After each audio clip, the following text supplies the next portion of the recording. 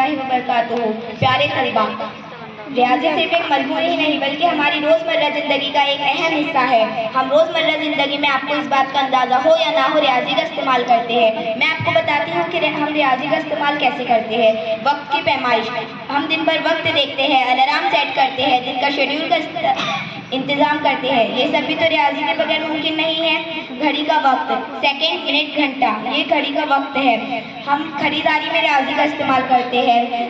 बाजार से चीज़ों की कीमत, उसका कुल अंदाज़ा लगाना, उसकी रियायत का हिसाब लगाना, ये सब भी रियाजी का ही एक हिस्सा है। अगर आप बाजार से एक चीज़ खरीदते हैं और उस पर आपको 10% रियायत दी गई हो, तो उसकी कुल रकम मालूम करने के लिए आपको रियाजी का इस्तेमाल करना पड़ेगा।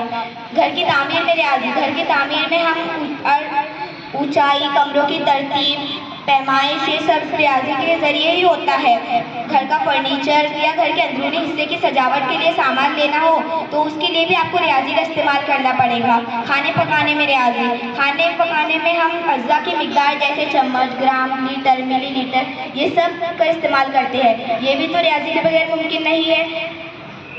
सफ़र में रियाजी, हम सफ़र आधे घंटे का तय करते हैं तो उसमें कितने, हम अगर से आधे किलोमीटर का रास्ता करते हैं तो उसमें हमें कितना टाइम लगेगा, ये जानने के लिए भी हमें रियाजी का इस्तेमाल करना पड़ेगा।